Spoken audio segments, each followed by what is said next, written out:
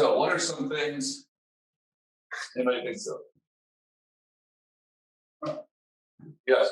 I grew up with Calvinist parents. You gotta speak so they can hear you.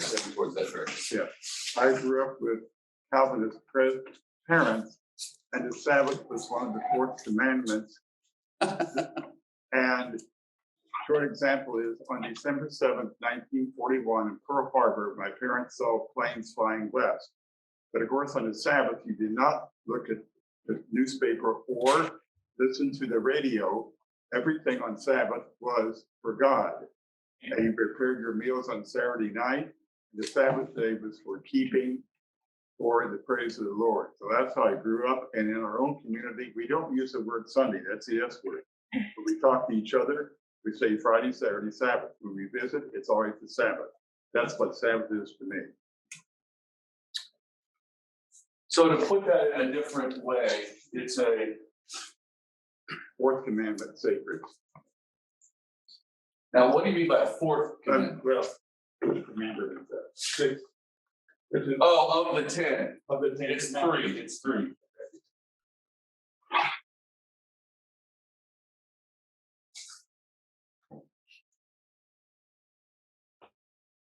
I thought you meant it was like your parents' fourth commandment. Okay, no. Like, do your homework, The third commandment listen to your parents, and okay. The third commandment. is literal. What it says is what you do. It's not like 1 hour of the day. It's the entire day is the Lord's day.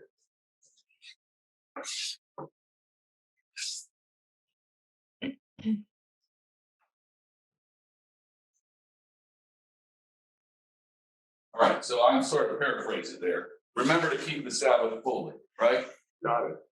Mm-hmm. Or remember the Sabbath and keep it holy, right? Mm-hmm. So that the whole day is God's day, right? Got it. Mm-hmm.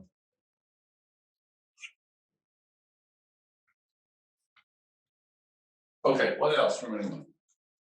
I would say it's like, for me, it's a combination of rest and work. It's a time that's set aside, but it's not a time for sitting on your pockets. It's it's an observance. It's kind of like Lent in that way. So it's a time of rest and resetting, but it's also a time of observance and study and intentional consideration. Can all of you on Zoom see the words on the board? I can't see the words on can't the see board. You cannot? Can I? We tried to zoom it in to where you can see them. So I have Sabbath. I have the third commandment, literally from the 10 commandments. Remember the Sabbath, remember to keep the Sabbath holy, that the whole day is God's. And then Jeff gave this thing of rest and work, observance and study. Have you read this book? No. Okay. Now, this is an interesting one. And we're going to get into it because we will talk about that. Oh. But when you think of the original meaning of Sabbath, or in the Jewish Shabbat, if you think of it from an Orthodox, a current day Orthodox Jewish position, work is not allowed. Right. Work is not allowed. You must rest. In the same sense of what John said, it is God's day, right? So you're not allowed to work. And what does it mean to work in that sense? Necessity and mercy. What was the word, John? What'd you say? Works of necessity and mercy. Okay. Baking was done on Saturday evening. People, my mother grew up in Pittsburgh, they would walk to church so someone wouldn't have to be running a streetcar. Because if you bake a streetcar, you were paying people. So everything was done beforehand. On only exception was for farmers who had to feed cattle.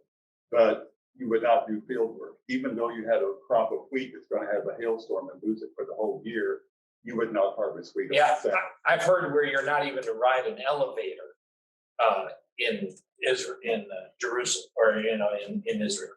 But yeah, to that extreme. Well, that's my son worked a couple of years at Camp Salgo, which is the Jewish Community Center of St. Louis's camp in Lake the Ozark. But as a non-Jew, he was allowed to do things, including turning switches on and off. I mean, other people, the Jewish campers couldn't even do a light switch. So they couldn't use any kind of energy. I guess, I never could quite figure out where the line was, because I thought of maybe Sabbath as a time to recreate, not necessarily play, but do things that build you back up, give you strength for the coming week, as opposed to things that are work that drain you. My grandfather was the outfitter for the Oregon Trail. He said people who would go 6 days on the Oregon Trail and rest on the 7th would go this far. People who would run their wagon train 7 days would only go this far. Because the people who would stop and rest a day would get further on the Oregon Trail because of that rest. Maybe there wasn't church, but it was rest, like you said. Recharge your batteries. Okay, so based on a little bit of what she says here and on the historical meaning of Sabbath, we're kind of working two different streams here, right? So there is the idea that the Sabbath is holy, you're not allowed to work at all. So as Candy said, that meant, yeah, you can't even walk across the room and turn on a light switch, right? So, and you would walk to church or synagogue, right? If you were Christian, keeping the same ideals, same thing. You bake on Saturday night, so you wouldn't have to work to cook on Sunday, right? You'd walk to church, whatever. You would not force anyone else to have to work as well. Thus, Hired man. yeah, the rail car. I had my Old Testament professor in seminary is a United Methodist minister, and she, growing up, she's also an Old Testament scholar. She's a Hebrew scholar, Old Testament scholar. So she followed a lot of these Jewish laws, even though she was Christian, to say, they weren't allowed to work on Sunday, which was the Christian Sabbath. But they also weren't allowed to force somebody else to work. So that meant you couldn't go to the grocery store. You couldn't go to the mall. You couldn't go anywhere where you're being there for somebody else to work. Now, was that person still working? Yes, but not on account of you. And she said her teenage daughters didn't understand it or like it. But so the idea of not being able to work at all is completely dedicate yourself to the Lord, right? Because why? Where does that come from? God rested on it. Right. Exactly. Right. So on the seventh day, God rested Got it. from all God's labors. And so we too are to rest. So that's the idea, right? When I was in seminary and I was doing my chaplaincy at a hospital, or my CPE, clinical pastoral education, we had to do a unit of that, which is a 12-week class. We were instructed that we would have Jewish patients and Muslim patients. And we were instructed, and obviously Christian patients, but we were all Christians, so we knew kind of how to minister to the Christian patients. But we had to know some things in order to minister to the Jewish and the Muslim patients, and things they might request. And for instance, the Jewish people might request a prayer shawl. If they're in there over a weekend, they might request a copy of the Torah. They might request Sabbath lights or Sabbath candles, but we couldn't light real candles in a hospital room, right? So we had the battery operated, candles you stick in your window that look like it looks like wax has dripped down the plastic, right? Then you got the screw and bulb. And so it was a little thing that had 2 lights on it. But we were also told if we take it to the room, we'll have to plug it in. They can't plug it in. And then someone will have to come back and unplug it, et cetera, right? Muslim patients, they might ask for a Quran, they might ask for a prayer mat. So we had all these things as the chaplain staff to be able to do that. I never had to plug somebody's lights in. I never got called on a Friday evening to do that, but I did take the Quran or a prayer shawl to some people. And of course, our favorite day was Friday because that's when all the Jewish women came with their challah bread to take to all the Jewish patients. And we prayed that there was some left over. Because then it would be left in the chaplain's room and we'd all get to have some. Baskets after the 5,000 are fed, right? Right, yeah. So it is a day of rest in that sense, right? But from a literal meaning, Sabbath or Shabbat means 7th day. Mhm. Because on the 7th day, God rested from all God's labor, right? So the Sabbath was Saturday, or technically speaking, it was sundown Friday to sundown Saturday, right? Because even in the story of creation, it says, and there was evening and there was morning the first day, right? So it still follows that cycle. Saturday for all intents and purposes, right? So then the question becomes, when Jesus dies and is resurrected, we're told that it happens on the first day of the week, right? And what's the first day of the week? Sunday. Or something. Sunday. Sunday. What's the first thing? What happens on the first day of creation? There was light. There was light. So the sun was created in the first day of creation. So the sun day makes sense. So that name comes out of creation, whereas typically the other names of the days of the week come from Greek or Roman names, right? Yeah. Or some other Or planetary Norse, name. or Yeah. Norse or something. Right, yeah. But Sunday comes out of creation, right? So then we have, it was interesting, I was writing this down. We have all these different names. So in the Jewish tradition, Sabbath would be thought of as the 7th day or Saturday. The 3rd commandment, as we've already listed, says, remember the Sabbath to keep it holy, right? It's a day of rest. No work shall be done on that day. So for Christians, then, would the word Sabbath or the term Sabbath and the Lord's Day be the same?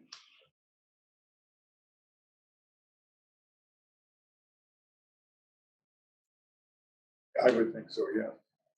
The Lord's Day and Sabbath. Because Sunday we would definitely refer to as the Lord's Day, right? Or the first day of the week, the Lord's Day, Sunday. But would it also be Sabbath? Now, we as Christians moved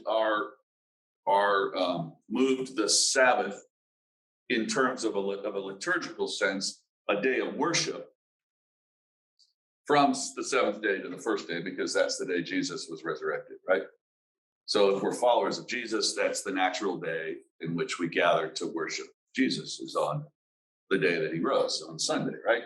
But there was a time in Christianity, and there still is, to some extent, where some of what they call the Judaizers, the ones who were followers of Jesus, but still adhered to some of the Jewish laws, still wanted to keep Sabbath. Because God said the seventh day was Sabbath. Right? So there was this issue then of keeping Sabbath on the seventh day, but worshiping Jesus on the first day of the week. So that Sunday is not Sabbath as it is just the Lord's Day, right? There is a denomination within Christianity known as the Seventh-day Adventists, right? They still worship on the Sabbath, on Saturday, yet they are Christian. We have 3 truck drivers that work for our company who, wherever they are, will shut it down at sundown on Friday and won't work until Saturday evening at 6 or whatever in the evening. And then they'll start back up and they'll go wherever they are. Yep. Yeah. And it is a frequent request from drivers. I get that frequently, easily once a month, Because they're Seventh-day Adventists? because they're 7-day Adventists. There's another denomination called Seventh-day Baptist, I'm sure there are other. which, Sure. and there's one up near our farm, and one of the sons married a Roman Catholic, so the store is always closed on Saturday, but the Roman Catholic keeps the store open, but he goes to mass on Sunday. So the hardware store stays open 7 days a week. Wow.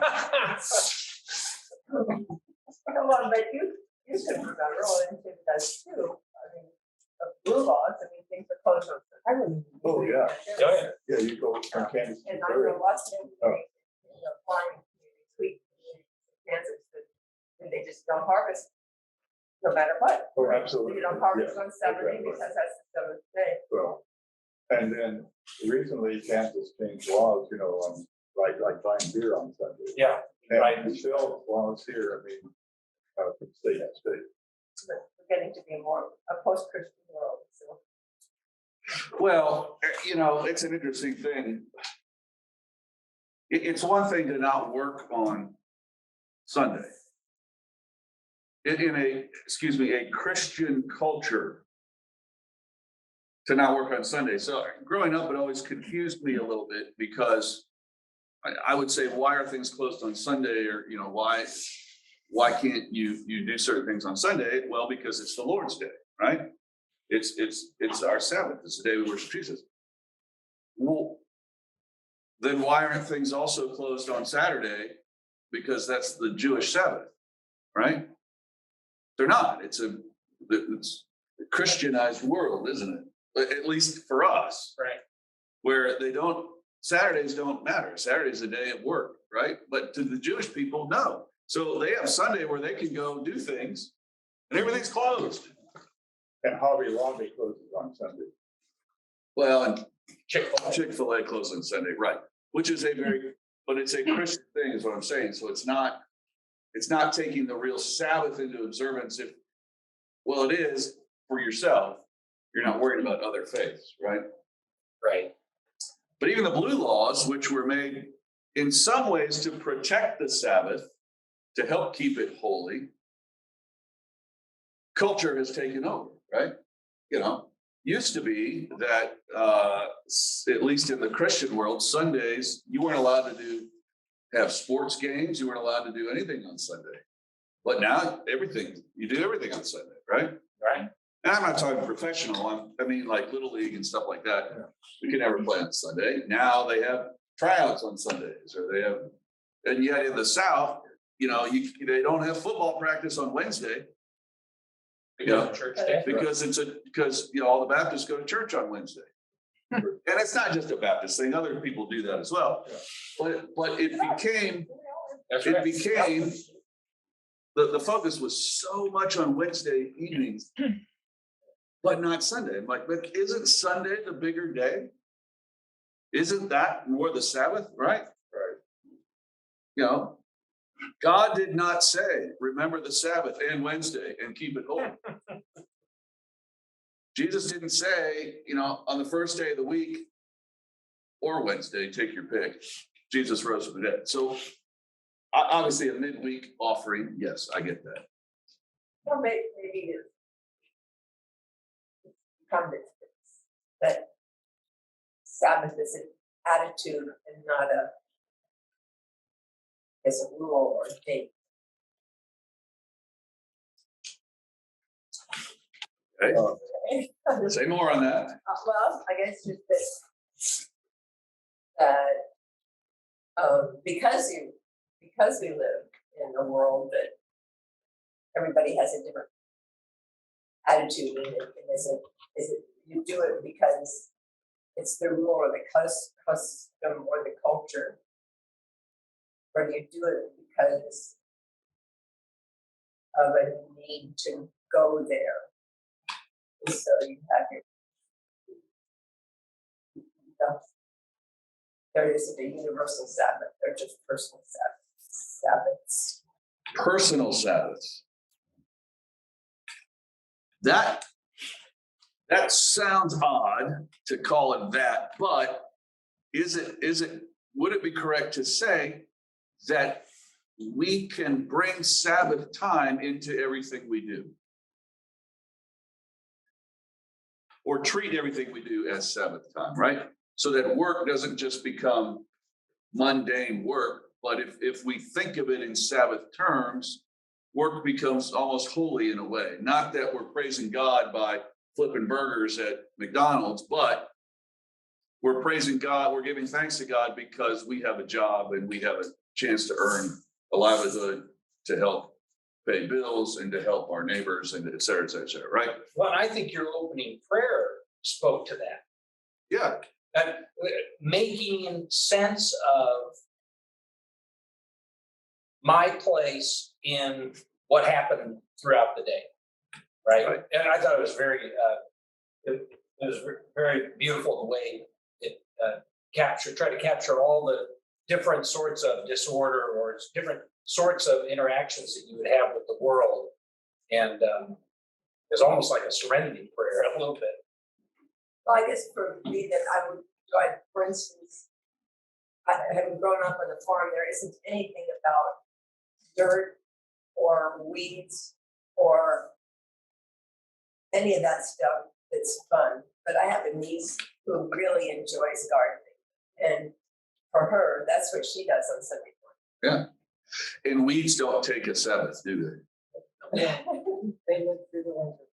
Weeds don't take a day off. Would you like to hear what Martin Luther says about the Sabbath? This will be interesting. That's what Do I need a beer? That's what yeah, we used to study catechism. Have a beer. A beer would be appropriate. And it's, what does this mean, which. Make sure they can hear. Yeah. Well, the speaker's right. Oh, yeah, okay. Stand up when you say what does this mean. If you don't have a background in Lutheranism, everything has a what does it mean, what does this mean behind it. Luther says we should fear and love God so that we cannot despise preaching and his word, but hold it sacred and gladly hear and learn it, period. Doesn't say anything about not working. Now, Could you say that again? we should fear and love God so that we do not despise preaching and his word, but hold it sacred and gladly hear and learn it. That the hold it sacred and gladly hear and learn it is what I remember most Right. from childhood. But I also remember a number of good Lutherans who said there's nothing in there about not working on Sunday, Sabbath. Now, I also think that perhaps Luther may have been criticized for some of his sermons, and he says, so that we do not despise preaching. You think that was self-serving? Maybe he was dull. I don't think he was dull. So for Luther, it sounds to me that the Sabbath isn't about what you don't do, it's about what you do. That was what, growing up for us, it was church, and then we went home and studied catechism, so you were ready to stand up and recite that on Wednesday. And which tradition was that? Missouri Synod. Okay, yeah. So anything to do with the church was fine. You could cook as long as it was for church. You could do anything as long as it was for church. My dad grew up the son of a Lutheran pastor, and I can tell you if the weather was nice, he never missed a Sunday afternoon on the golf But that's work for some people, Jim. Well, and I will say, He was a good golfer. we've heard some stories here, like what John was saying. My experience of growing up in the Christian world was that, yeah, we didn't view the Sabbath in the same way as our Jewish brothers and sisters did, of not having to work. But even in the Jewish world, they don't always view it that way, because you have your Orthodox Jews, your Reformed Jews, et cetera, who have different takes on it, right? A day of rest, what does that mean? Well, it can mean a lot of things, right? How we take it. But I think you're right. It's more on what you do, not on what you don't do. And I don't see the Christian world playing so heavily into that not working. Maybe there was a generation that did. And maybe you still see it in some cultures now, I don't know. In my growing up with an Episcopal priest as a father, Sunday was definitely church. You went to church on Sunday, that's what you did, right? What you did after church didn't matter as much, but you went to church. And I can remember, I blame my father, actually, for the fact that I'm not a professional hockey player. Because the hockey league, the Little League hockey, played games on Sunday. My dad said, you can't play. So there went my hockey career. Now, did I play hockey anyways? No, but needless to say, I could have. And I wasn't allowed to spend the night at someone's house on a Saturday night, or have someone spend the night at my house on a Saturday night, unless they came to church with us, or unless I went to church with them. Yeah. Right? That was the rule. And you didn't question it. You just said, okay. I know we're gonna get to this at some point over the next few weeks, but I mean, clearly Jesus and his activities on the Sabbath we're gonna talk about that at some point, aren't we? I mean, because the way Jesus dealt with the Sabbath he was quite clear in his Often on the Sabbath. his interpretation. Oh, I'm sorry. No, go ahead, John. Well, a lot of these rules like you can't do this, you can't do that. But on the opposite side, my father worked so hard 6 days a week. But on the seventh day, we went to church, and after my mother would take a nap, and he would take us, all the kids, siblings, out to the forest and look at the trees. And it was just wonderful because he was a different person. And then he was huge on gun safety. But let's have toy guns. But it was time to learn gun.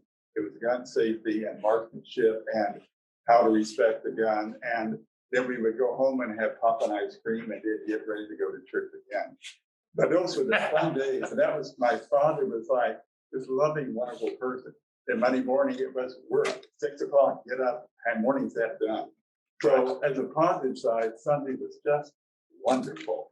It was refreshing. So let me turn to the author now of the book. She writes in her preface that the world wants us to move faster, doesn't it? We live in a world that is constantly telling us to move and produce and do. But Sabbath calls us to slow down and to look and to think and to respond, right? So that's kind of how she begins this whole thing. She says, our culture urges us to think that we need more of just about everything. In fact, we need less. That is the premise of this book on Sabbath keeping. More is less. Keeping Sabbath is a conscious choice to restrict input. It is a decision not to work in all the available time, but rather intentionally to play in some of the time we have. Keeping Sabbath is a method for focus, rest, and play in a life otherwise dominated and tyrannized by scatteredness, fatigue, and work.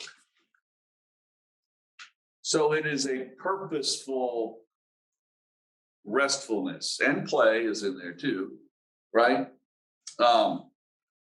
But what that doesn't mean is if you have a job and you're expected to get something done, you can't go to your boss and say, well, I'm sorry, I didn't get it done. I was taking Sabbath time, right? But it does mean you can incorporate Sabbath into what you're doing. All right, safe travels. Can I take a book with me? Oh, yeah. Hey, Jim. Are you and Linda leaving town?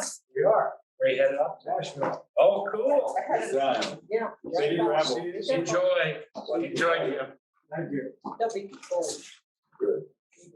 So I want to share a quick story. Candy will remember this, and Candy will correct me if I say it incorrectly. So when we were at the SEEP conference in Atlanta, now 2 weeks ago, one of the keynote conversations we had, I think it was the Greg Ellis, the professor from Candler, who was animating the session. Remember? I love that term. He wasn't facilitating. It was facilitating, it was animating. It was bringing it to life. Bring it to life. So he talked, I think he's the one who talked about his Fitbit or his fitness watch and Apple Watch, whatever, which, we're obsessed with getting in our steps for the day, right? We need to get so many steps in a day. And he says, so, he would walk maybe 60 steps a minute. But if he made himself walk 30 steps a minute, he noticed a lot more. He saw a lot more. He took in a lot more. Am I right? Wasn't that kind of his point? That slowing down allows us. Stories if you don't correct my Well, it was something to that effect. It's not correct, it's animate. It's in that slowing down that allows us to see, right? What's the old saying? Sometimes you have to stop and smell the roses, right? You won't notice things if you don't slow down enough to take the time to notice them, right? So then she goes into this idea of Sabbath. And her very first line of chapter 1 is, Sabbath is setting aside time for God. Period. Sabbath is setting aside time for God. And I set time aside, well, it's a little different for me because my profession is to do church, right? So on Sunday mornings, you may all get up and go to church or whatever. Well, I kind of have to. You Right. need that prayer on Sunday evening. Right. So for me, and that's an interesting concept, right? When is the Sabbath time for the clergy? Monday. For me, it's not Sunday necessarily because I am working on Sunday. Now, but that's what I'm called to do. So it's not like that's not an issue. So Sabbath for me becomes another time, right? So I'm going, the kids have spring break next week. So we're leaving Friday for a few days to go to a house down in the Lake of the Ozarks. That is Sabbath time for me. Because it's time for me to reconnect and to pray and to have fun and to do things that are not work, right?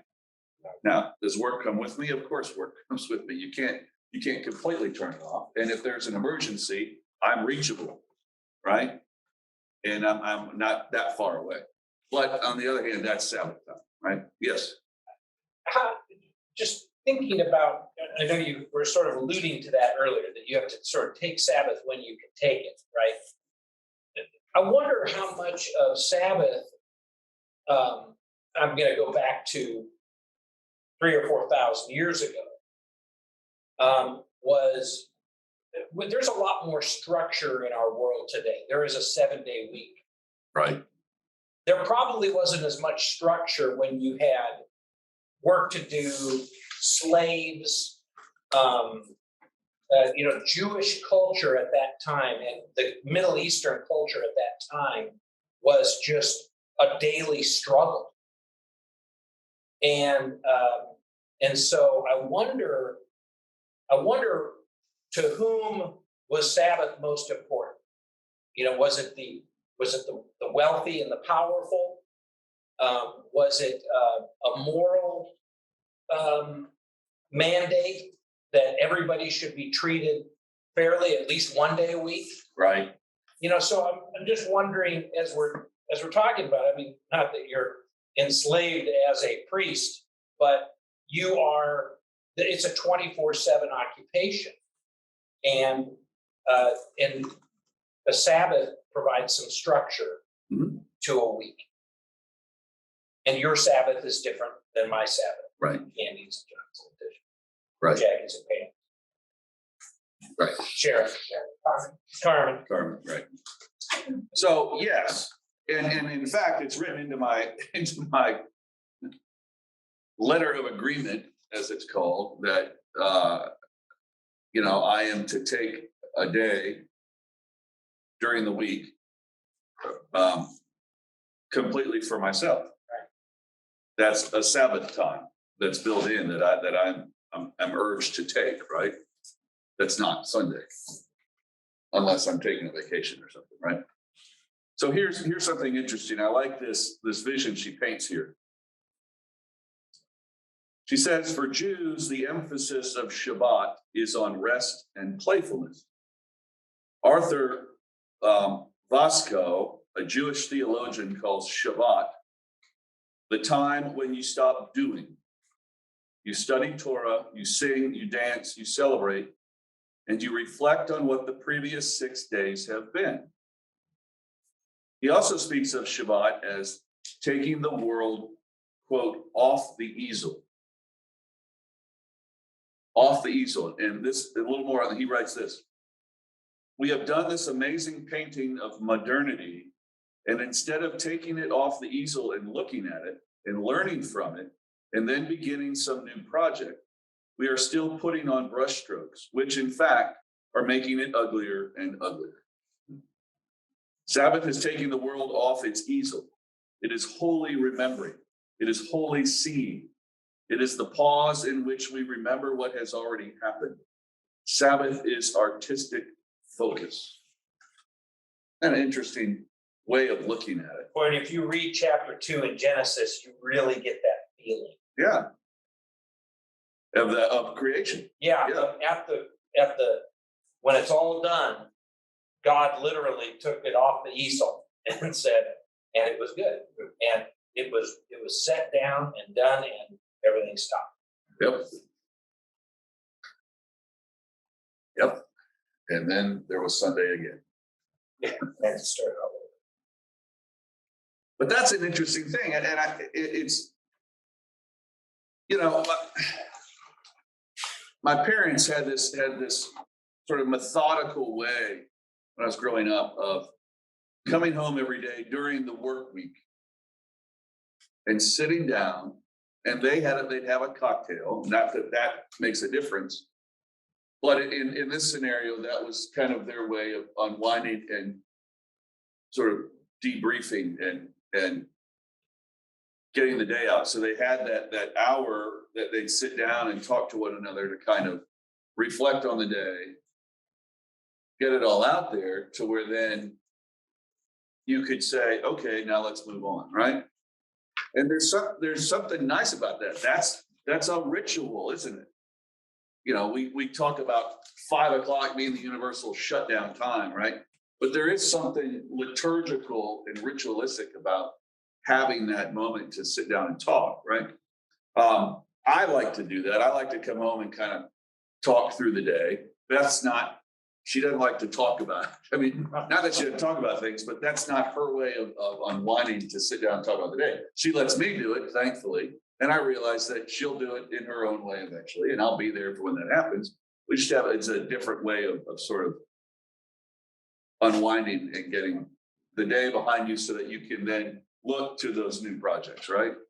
So it is Sabbath time in that sense.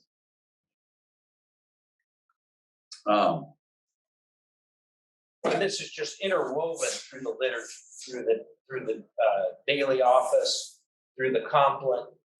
Yeah. Yeah, we talk in when I do Episcopal 101 or in confirmation class, we talk about living a sacramental life. That everything we do can be sacramental in the way we live. Same with this, everything we can do can have Sabbath associated with it in some way, right? It can still be God's time because it is God's time. All of it is. We just work in it or we play in it, or we study in it, or we do this, right? And like on Sunday, your sermon, I always look at that. That's like what we charge us for the whole week. You just don't come to church on Sunday. It just goes through the whole week. That gives your inspiration for all 7 days. So it's not just a Sabbath. It's a whole week to live your life as a Christian. Make sure sermons get you through the week. But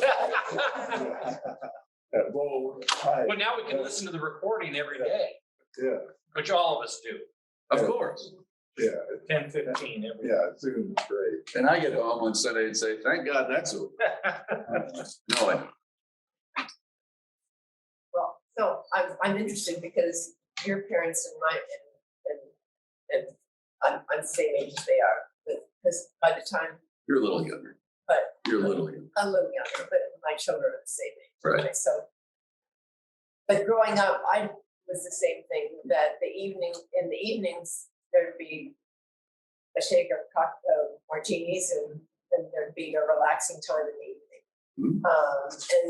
And my brothers and I would be, at home and we have dinner together and talk about the day. But by the time I was a parent, I didn't like martinis. And there were so many other things. There was soccer practice and there was choir practice and there was this and that and so many things going on in the evening that it's hard to even have one evening a week that you can sit down and do something with your family. And so we started getting the breakfast food. We would do that. That's not so easy. You don't like to eat breakfast if you don't like to get up in the morning. But anyway, but it is difficult. And it can shift. And more difficult, I think, for our grandchildren to Because the world experience anything like Sabbath. I don't think they have any ken about Sabbath. concept, because the world is always demanding something more. Right? Phone's always on.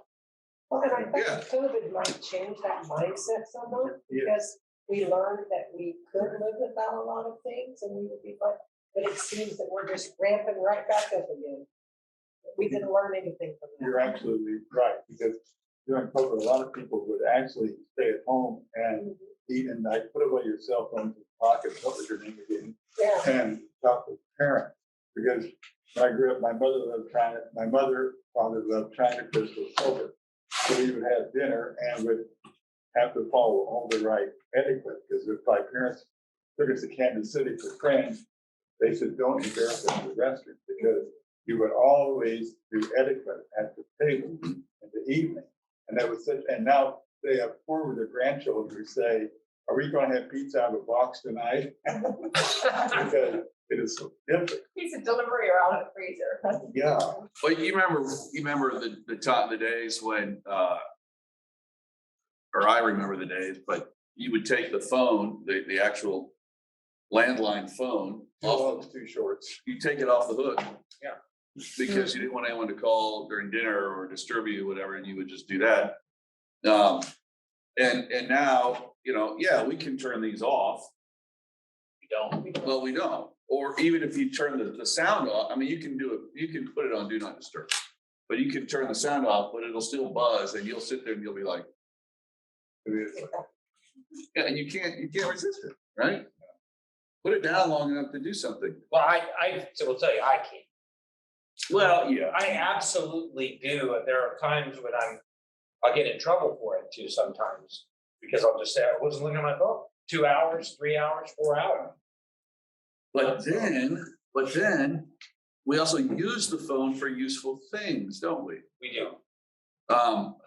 So even in church, I look out at the people who are there in church and they're on their phone, and I have to say to myself, well, of course, they've pulled up the bulletin on their phone. That's what They're they're looking looking up at. the meaning of that word. I actually do that sometimes. I'm that But I person. feel guilty about I look at the word. But there was a TV commercial one time, I think it was Peyton Manning and Eli Manning, and they're talking about how you can watch football games on your phone or whatever. And they're singing some song and they're running around, they look at these different people, watching football. And then they're like, this guy's actually using his phone as a phone. It's like, oh, we forgot that it actually functions as a phone, didn't we? He must be somebody's grandfather Yeah, as a natural, I look what they, not anything. But I love the iPad, being able to use that, because then I'm not wasting all that paper. Right. I'm using 12 sheets of paper. Well, I figure somebody's looking at an iPad like you do in church, they're looking at church. Yeah. You know, they're not playing Tetris. Yeah. Phone is a little less obvious. Yeah. But I do have to, like I said, I do have to every so often look something up, or I have like the prayer book and all those things on my phone, because sometimes I have to look things up, Andy, sometimes you'll have figure out what's going on. sometimes you'll have a tablet. I was kind of giving it up. Okay. I figured the bulletins are based on it anyway, so. On Christmas Day, the 25th, we had a visitor come to church and she had heart attack. And I did have my phone on. I had to figure out how to call MedAct and get somebody here. I had to think what the physical address of this cathedral is. Right. I couldn't say it's a downtown cathedral, not the Gold Dome, but you know, the other one. 13. So, yeah, 413 West 13th Street. 415. 415 West 13th Street. And, you know, so I'm glad I had my phone and knew what a wheelchair was because, and she was a visitor here. Oh, So, yeah, they're handy for sure.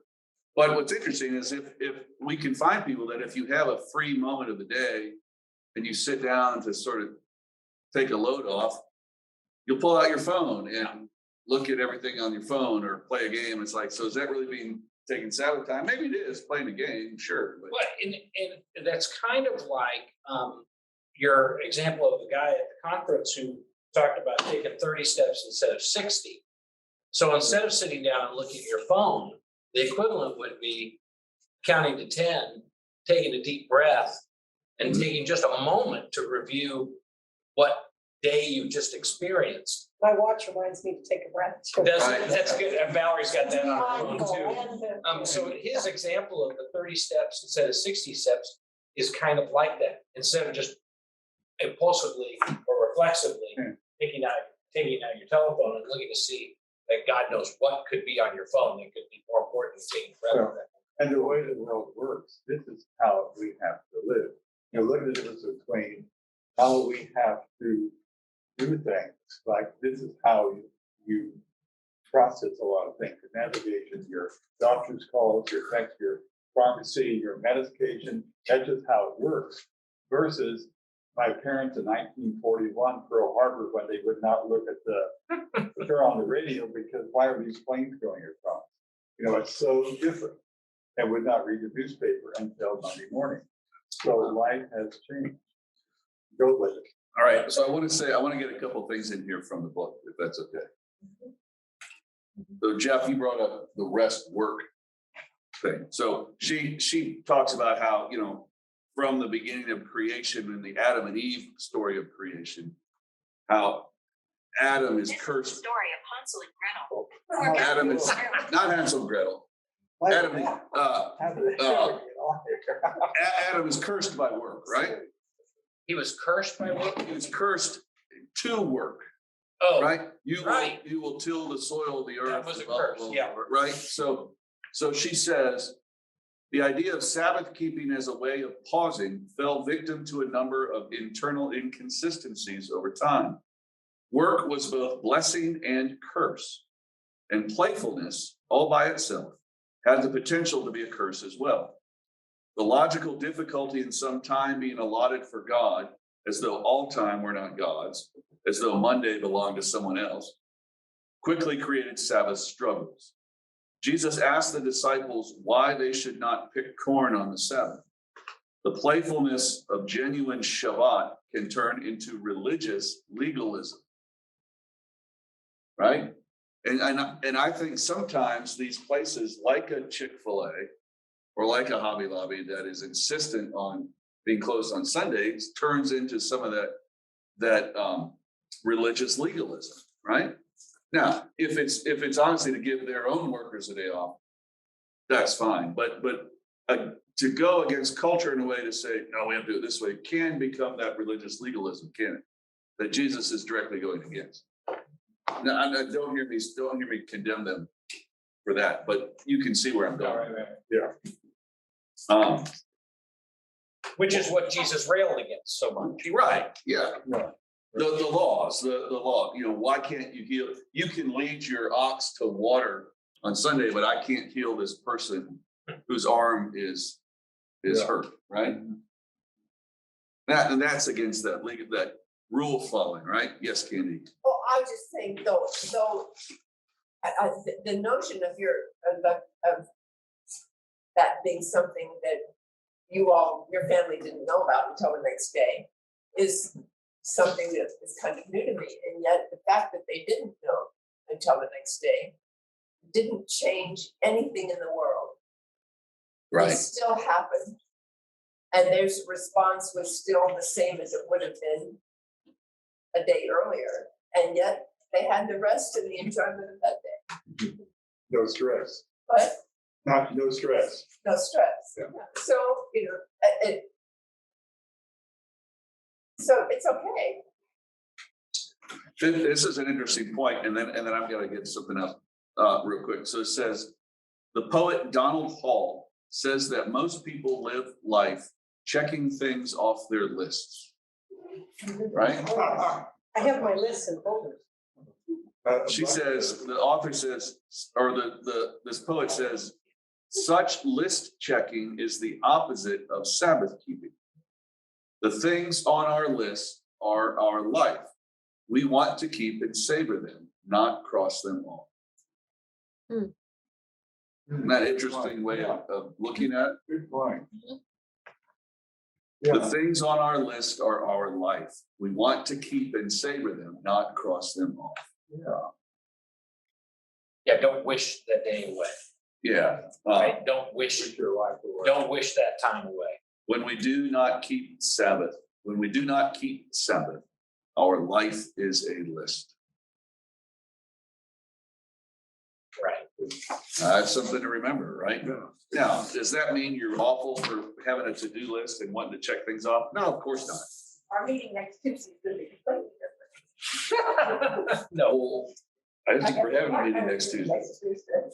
So I thought you were going to but one of the things Right. that, I'm not trying to defend lists because lists need no defense. Lists are Sure, great. sure. But I'm keep on thinking about your prayer that you started the meeting, our time together with, and that is, so I wrote down review or contemplation or reset. One of the things that, keeping some order in your life enables you to do a review, to not have everything be like some sort of chaotic, mangled, disordered mess, but it puts some things in, it keeps things in their lane, and it allows you to put into action a prayer like what you read at the beginning of our session, that to find our place in our day, Mhm. to bring some order, to restore ourselves. I didn't write down restore, but that's a word. To restore ourselves in some way, to understand our place in what we just What we experienced. just experienced, right? So I'm gonna hand these books out in a minute, and I'll get some sent off to you when we can get them sent off to you. The next chapter is called Sabbath in the Wilderness. So I'm gonna ask you to read chapter 1, which we just talked about tonight, and then go ahead and read chapter 2 for next week, Sabbath in the Wilderness. These are, again, chapter 1 was 10 pages and it's really short. I'll put it on my list. Put it on your list. But I want to say this, then the following week, we're going to do the music of Sabbath. And I have a special treat. When we did this at the first parish I was in, the rector asked me on the night we did the music one, if I would create some sort of a music presentation. And so I did, and I've used it often over the years. I've never done it here yet. So I'm gonna do it for all of you. Is it a recording, or are you gonna do it live? I'm gonna do it live for you, but I have recordings. I have it all on my phone now, that I can play it about how we think of music as Sabbath. But it's about a 45-minute presentation, but it's really fun. So that's a treat coming up. So that'll be next week, Sabbath in the Wilderness. We are at 7:33. I'm going to stop us, but I'm going to read the prayer again before we stop. And I want to remind you that are online, Conklin is at 7:45. If you want to join in with Conklin, it will be live streamed in the nave on our Facebook or YouTube channel on the Cathedral City. So you can tune in to watch it if you want. So we'll go down to the nave to start at 7:45 in just a minute. But let me end with the prayer. This ends chapter 1. Let us pray. Spirit of the living God, help me this day to focus my attention on what really matters. Keep the fragments of this long day together. And as it ends, let me see my part in its parts, my connection in its connections, my life's way in its many ways. When I get confused, clarify me. When I get lost, find me. And when I wonder what meaning all the pieces have, visit me. Confidently, in the name of your Son, who knew the threat of the fragments to the whole, I say, Amen.